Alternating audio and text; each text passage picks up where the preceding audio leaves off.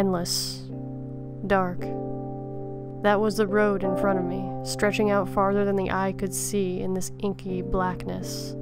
Not a star in the sky tonight, and the moon seemed to be hiding from view as well.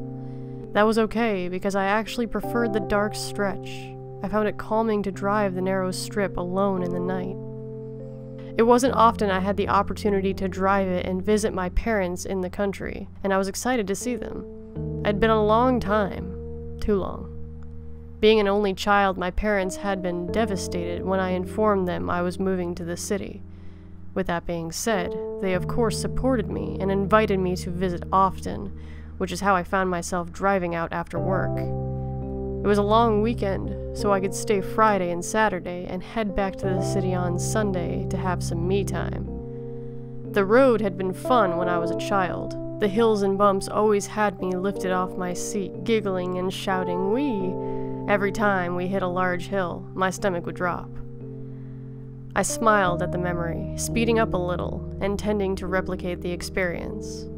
The radio blasted a pop song, up way too loud to be good for anyone's ears, but let's be honest, it wasn't like the music was good anyway.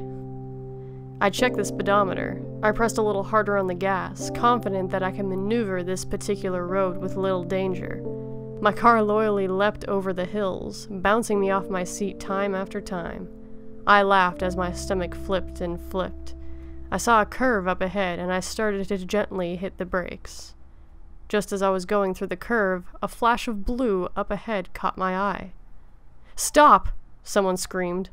My reaction to seeing a person standing in the middle of the road was to stop immediately to avoid hitting them. When I saw it was a young girl, I felt a wave of guilt crash over me. I almost hit that girl, I admonished myself. Her dress was pale blue, torn at the hem and at the shoulder. The tear in the shoulder neatly matched the scratch on her arm, so I guessed that she must have been running and caught a branch. Her hair was wet, matted down on one side, and she looked panicked. I felt sorry for her, but I was also scared. Do I help this girl? What was she doing out in the middle of the road at this time of night? She stared at the car for a second and then began to scream again. "Help me! You have to help me! He's gonna kill me!" she cried, running towards the car. I had the doors locked, but her sudden movement had me reaching for the lock button. I glanced around, but I didn't see anyone else.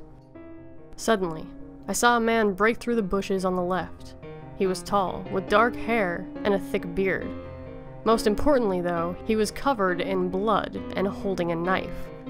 He seemed to look at the car for a minute, taking in the car's bright lights, and then noticed the girl. He started in the direction of the car, obviously going after the young girl, who was frantically pulling at the door handle. "Please!" she cried, tears pouring down her face. More afraid of the bloody, bearded man than the child, I pressed the unlock button hurriedly. Get in, I practically screamed, my heart racing. The man was so close to the car now. Any second he was going to reach it and kill us both. The girl slammed the door shut and locked it just as the man reached the front of the car. "Get out of the car!" he screamed, banging his fists on the hood. The girl cowered in the seat, taking in the environment of the car and stealing a glance at me. She didn't respond to him. "Get out of the car right now! It's for your own good!" he said empathetically, banging his fists on the hood again, knife gleaming in the headlights and the glare momentarily blinding me. Suddenly, he began to move from the front of the car to the driver's side window. "Please get out of the car," he pleaded, his voice a little different this time, almost begging for her to get out of the car. I looked at him and noticed for the first time he was looking at me. "Please get out! You've made a mistake!